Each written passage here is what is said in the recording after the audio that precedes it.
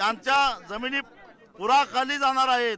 त्याचबरोबर कोल्हापूर असेल, इचलकरंजी असेल, सांगली असेल, या शहरांना सुद्धा महापुराचा मोठा तडाखा बसणार आहे।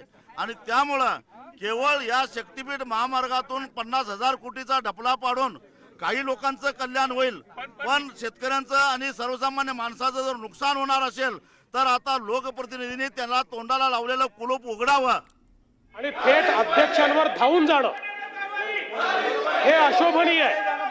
अशा प्रकारे अध्यक्षांवर जणू काही अध्यक्षच दोषी आहेत अशा पद्धतीनं अध्यक्षांवर धावून जाणं हे या सभागृहात आम्ही पहिल्यांदा पाहतोय।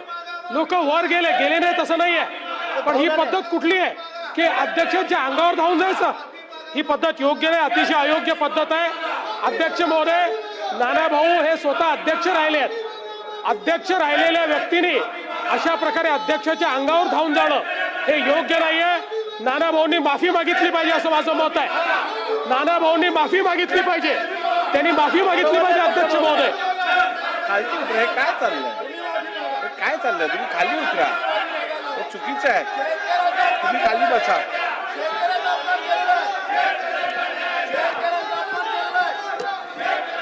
सभागृहाचं कामकाज नियमित चालण्यासाठी मी विधानसभेचा अध्यक्ष म्हणून माझ्या करीत नानाभाऊ पटोले यांना दिवसभरासाठी सस्पेंड करत आहे।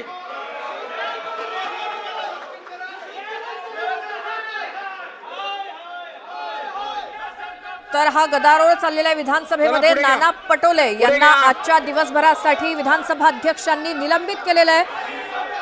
विधानसभेचं कामकाज सुरळीत चालण्यासाठी विधानसभा अध्यक्षांनी नुकतीच घोषणा केली, नाना पटोले यांना आजच्या दिवसभरासाठी निलंबित करण्यात आलेलं आहे। विधानसभा अध्यक्षांच्या अंगावरती धावून जाणं आणि यावरती मुख्यमंत्र्यांनी देखील टीका केली आणि त्यानंतर स्वतः विधानसभा अध्यक्ष उभे राहिले आणि त्यांनी ही घोषणा केली। मार्फत अतिशय गंभीर आणि संवेदनशील विषयाकडे सभागृहाचं आदरणीय मुख्यमंत्र्यांचं आणि उपमुख्यमंत्र्यांचं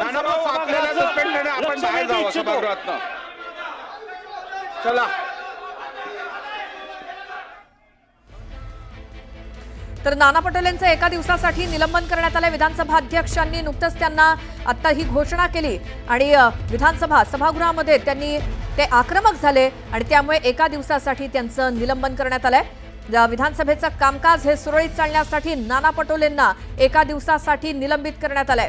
विधानसभा अध्यक्षांच्या अंगावरती धावून जाणं आणि या कारणास्तव नाना पटोलेंना एका दिवसासाठी अधिवेशन काळामध्ये निलंबित करण्यात आलेलं आहे। पावसाळी अधिवेशन कालपासून सुरू झालंय। आमचे प्रतिनिधी उदय जाधव आपल्या सोबत आहेत। उदय, काय घडलं तिथे?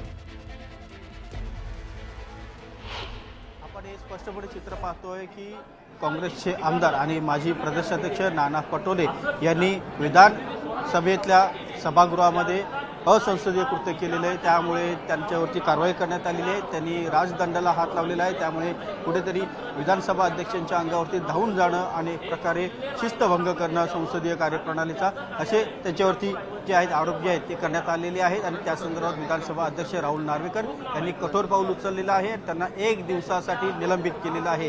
काँग्रेसचे आमदार नाना पटोले यांना एक दिवसासाठी निलंबित केलेलं आहे सभागृहामध्ये, त्यामुळे खूप मोठा तणाव जो आहे तो निर्माण झालेला आहे।